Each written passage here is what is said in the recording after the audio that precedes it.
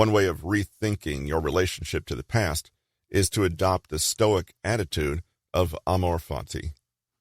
This translates roughly to love of one's fate, and is a sentiment that is sadly not common in modern hearts and minds. With this attitude, one does not merely tolerate one's fate, but embraces it, loves it. Whatever happens in life, and that includes all the painful, confusing, and difficult parts, is welcomed and appreciated as something beautiful and, in its way, necessary. In his book, Enchiridion, Epictetus advises us, do not seek for things to happen the way you want them to. Rather, wish that what happens the way it happens. Then you'll be happy. In other words, learn to want what is, and you cease to fight against anything. He tells us in a later work, The Art of Living, that prudent people look beyond the incident itself and seek to form the habit of putting it to good use.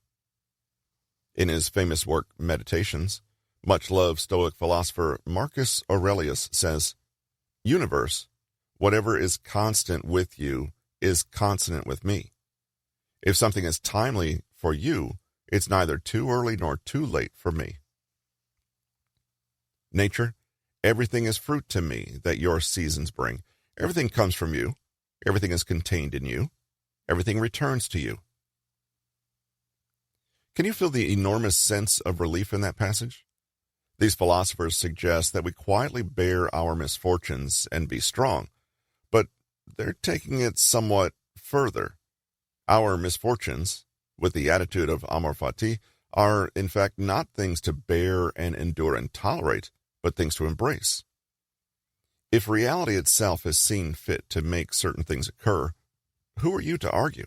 In fact, why should you do anything other than be glad that events have unfolded in the way they have? This way of thinking takes some time to digest, since it is so radically different from the typical sense of regret, dissatisfaction, and resistance most of us are taught to eliminate when it comes to our lives.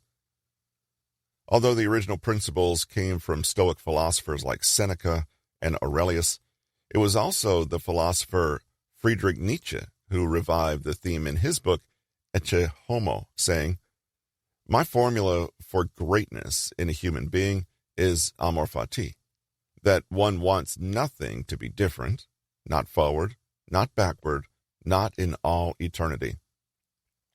Not merely bear what is necessary, still less conceal it. All idealism is mendacity in the face of what is necessary, but love it." This is a profound paradigm shift.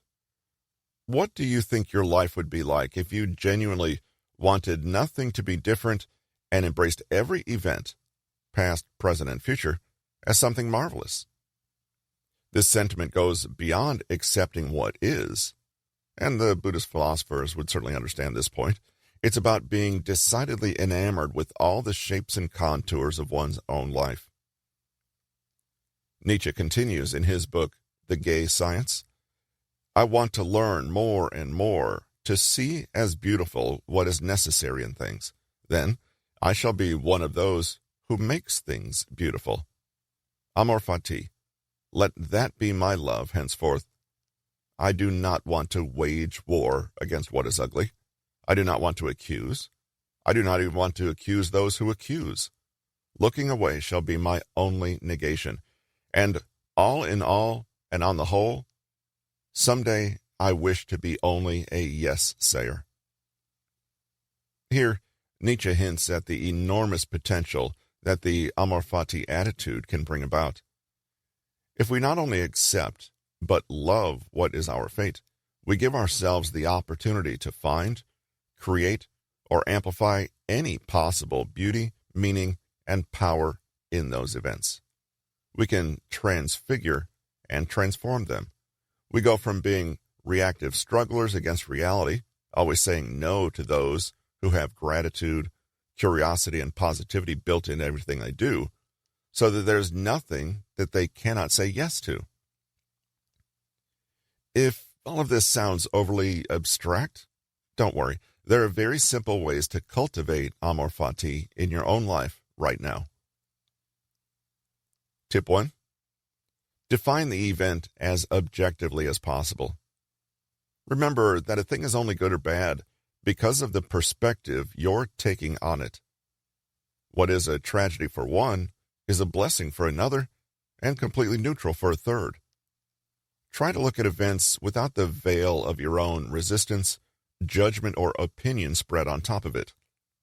To do this, write down an account of the event in the plainest, most neutral terms you can imagine, as if you were an uninvolved third party watching from afar. Do not put any interpretations, emotions, or opinions into the mix. When you read this back to yourself, you'll see how much more manageable it is. Tip 2. Have a mantra. Jocko Willink is an ex-Navy SEAL and an author, and his mantra for all difficult or unpleasant situations is simple: good. He says, when things are going bad, don't get all bummed out. Don't get startled. Don't get frustrated. No. Just look at the issue and say, good. Now, I don't mean to say something trite. I'm not trying to sound like Mr. Smiley Positive Guy. That guy ignores the hard truth. That guy thinks a positive attitude will solve problems. It won't. But neither will dwelling on the problem. No. Accept reality, but focus on the solution. Take that issue, take that setback, take that problem, and turn it into something good.